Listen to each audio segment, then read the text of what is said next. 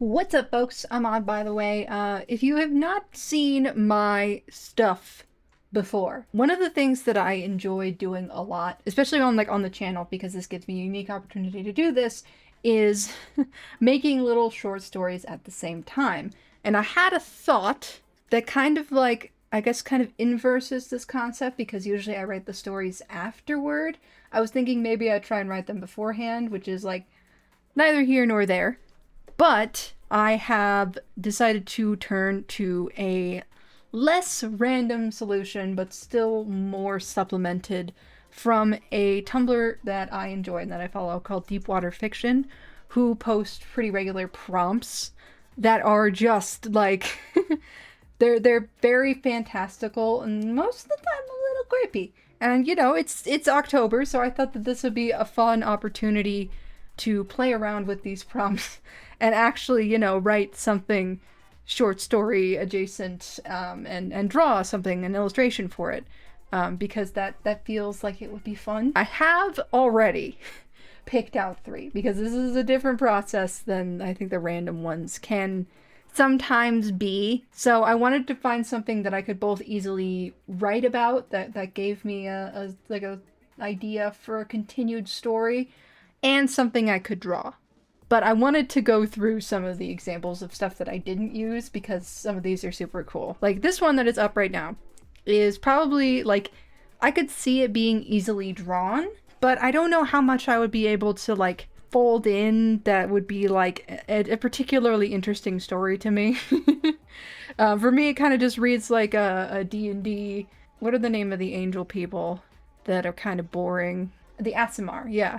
It kind of reminds me of a D&D Asimar being the bartender, and I guess that it could be modern, but this is the line from it, and it's a bit funnier than the other ones. The irritable bartender has hair of flaxen gold and skin that glows. An angel who's been banished but not quite disowned, accidentally smiting half the bar when annoyed, one extra bad night away from crossing the line. That's some good stuff. So yeah, basically almost a demon. But yeah, then they got other things like this that are fun, story world building prompts that I couldn't immediately think of what to draw for them. The sign printed next to the door advertises discounted counterfeit spell boons. I hope that's a typo. Unlicensed spellbook reproductions are common. Fake blessings? Risky business. And it kind of just goes on and on. There are a couple that I really liked.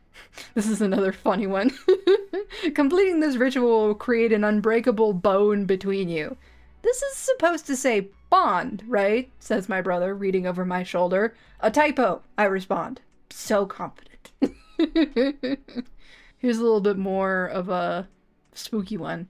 No one at the busy market speaks a word, trading silently for the kind of books and magic tools I haven't seen in years. Silence, reads the sign in front, or the city will hear us. The authorities or the city itself is the question. Because based off of some of the other stuff from this, it could very well be the city itself. And then there was another one about a haunted, a newborn god becoming a haunted house that was very House of Leaves. I enjoy this kind of obscure, really high fantasy kind of spooky stuff. It hits all of the right buttons for me. So I am going to proceed with the prompts that I have picked out from these. You haven't seen any of them yet, and I will read them out as we go along, as well as talk about my process, but I will be writing little short stories for them. So I hope that you like this one. I know it's a little bit different, but I'll see you there. So I wound up not using all three prompts I had chosen, but instead made 3 drawings just for one because it kind of got away from me. So let's just roll right into it. This is the prompt. This will keep you safe in the under. The cockroach brooch wriggles as my uncle pins it to my sweater. All things shunned will see you as their own. Show them kindness, for my sake. The process of passing through to the under is a family secret and rite of passage, one my uncle began to teach me as a lullaby as early as I could understand it, perhaps before. The mirror must be silver-lined and in a pitch-black room. I am given only a candle as light. Uncle kisses my forehead. He's never been a directly affectionate man, so it feels as foreboding as he looks. Resurfacing isn't exactly guaranteed. After all, the only reason I'm here is because of a previous failure. I notice Uncle flip over a photograph near the doorway of the chamber I will be sent to, and I know who it is. I couldn't not. If I find him, I start, but he grabs my shoulder and shakes his head. That's not why you're going, Lantern. Don't stray too far looking for him. I only nod silently. I shouldn't be getting his hopes up, or my own. I don't even really know what I'm dealing with.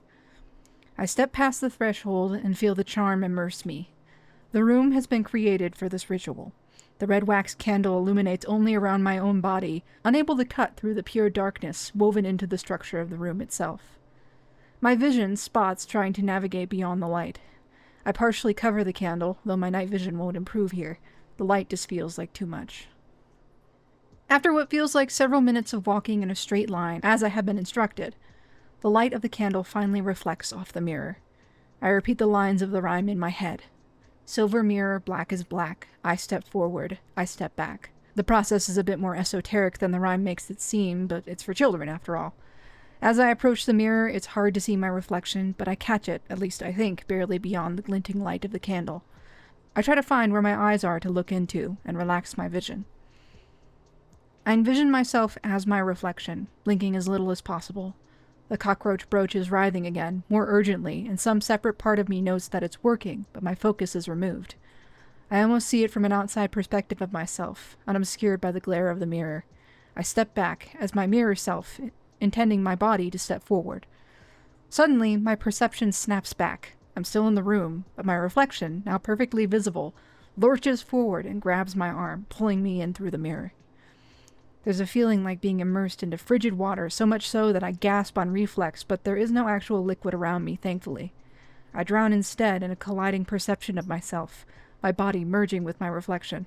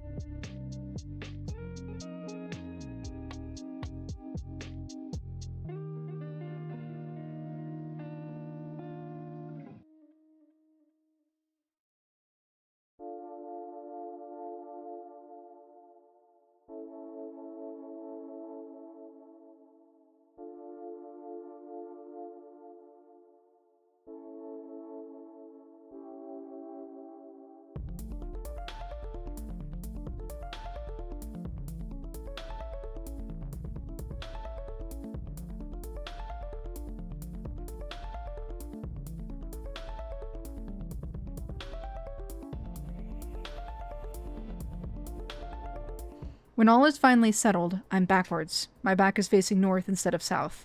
What was the mirror in front of me is now a black void with no reflection, set in what appears to be a mossy cobblestone wall. It's a solid pane again. I stagger back, feeling nauseated and out of place. First time, eh? A voice echoes on the cobbles behind me, halting my stupor. Take a moment to get your sea legs, as your kind says. I didn't expect, I began, turning to the source of the unknown but friendly voice. It's different for everyone, so I've heard. I've never seen a fractal reach out like that, though. The voice belongs to a dark creature in a coat with a brooch similar to mine. There's a jewel beetle, iridescent in the gray light. I can't make out their face, but there seem to be more bugs skittering around their jacket and a pair of particularly large antennae poking from their hood. They're decked out in a trench coat like a shady alley figure selling contraband in an alleyway, which I realize we're in. Call me Doc. They reach out with a biamorous limb, a very bug-like appendage split into two at the end. I take it gently, ignoring the shiver from my hairs standing on end. It's fuzzier than I expected. Lantern, I offered in return. I hadn't expected an undercreature to be so forward. I had been told extensively not to be the one who offered my name first, especially not when asked. I take it you're here to find your curio, Doc said knowingly. I'm not, I admitted, in the way that I had been taught to speak. Truths were valuable here, and easily twisted. You don't need to suffer the formalities with me, Doc offered. I'm more than used to the hedgewalkers. I'm not taking a chance, I said. Bright one, perhaps why you are a lantern, Doc tittered happily, their antennae switching. My family liked the object names for these double meanings, though I had to choose my own. My cousin was the one intended for this initially. I am not a lantern, I said. This was a classic exchange of doublespeak the underfolk used. It seemed Doc was somewhat friendly at least. When I glanced back toward the mirror, it was gone. I wouldn't be able to step back through until I'd gotten my curio that bound me to this world anyway. What you seek only you can see, Doc explained. But many of the items that become curios have been taken by him. Him? Who? I asked. No one, Doc responded. I was about to snap back when the trick to the name became clear. Doc wasn't being obstinate. They couldn't be. No one was a moniker, and not an under one. I was advised against the Odyssean trick myself. If you gave the underfolk a name like nobody or nothing, they would often just pretend you didn't exist. But no one had more than one meaning. It felt familiar to me, just vaguely. If you would like to take me to him, you may, I said. Not a question, not a favor. I would not, but I may direct you to him. You may be so grateful as to even give me a gift. I may, I responded carefully. Doc pointed their long, iridescent limb toward a large building, far away but still piercing the sky on the hillside. There was a feeling to it, a pull. The area surrounding it almost seemed more saturated than the dusty overtone of the under. My curio was definitely there, but so was whoever had it, and he was not Fey. I passed by a number of exiles and shunned. Some looked human, but with the undeniable sheen of chitin or glamours. They spoke to me kindly, but some had trouble keeping their gaze away from the hillside. Doc stayed by me at somewhat of a distance, not quite following or guiding. No one has been trading lies for magic, Doc explains. He has a silver tongue. As I reached the bottom of the hill, Doc stalled. This is as far as I go. Then take this, as a parting gift, I said, offering him a satchel of sweets, real artisan confectionery stuff. I'd been told underfolk loved offerings of human food, but especially candy. Doc's antennae twitched wildly, and I thought I saw the green glint of their eyes turning up for a moment. Best of luck to you, Doc said with purpose. It was more than a passing nicety. It was a boon. I nodded and smiled. They must have really liked the gift. The doors of the massive building opened up on their own. No internal mechanism, only magic. This was a fortress made for an undermage. I shuddered. Headwalkers like me flitted between the realms for a reason, barely diving beneath the surface. We always risked diving too deep and becoming the very shadows we walked alongside. Undermages existed in the deep. So why was there one here? I came to a room almost as dark as the one I entered the under through, with candles guiding the entrant toward a single point, an imposing throne in the center. The fortress was overgrown with nettle and thorny vines that occasionally scraped my hands as I walked.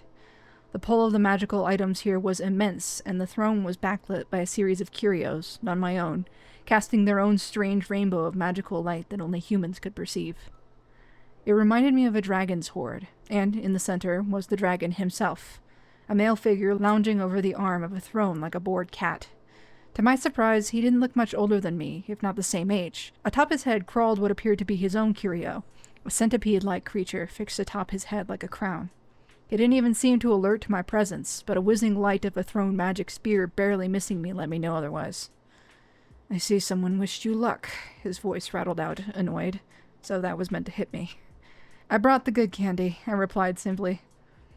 You're becoming your name, the real consequences of dwelling in the deep. The thing in front of me wasn't the undermage it belonged to, but a fractal, similar to the one that brought me here, an old reflection. No one man indeed, he smiled. You're welcome to your trinket if you can find it, Hedwig. It wasn't here, not upon first glance, and I think he knew that, but I knew now what pulled me here. Key more, I said, and I saw a flash of the eyes behind those of the fractal. It was his picture, the very one of my uncle's son that sat near that door my entire life. I am Lantern Moore. I am your cousin. I'm here for my curio and for you, and I am not leaving without both.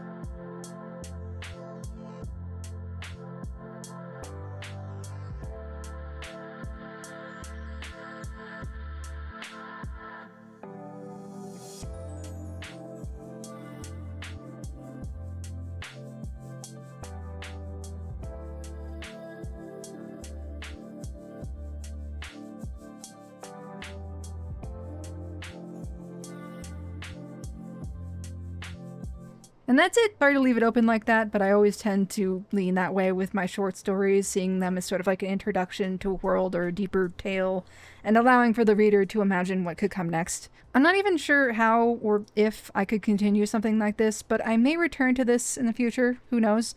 I definitely really liked the writing because the illustrations were the most difficult part.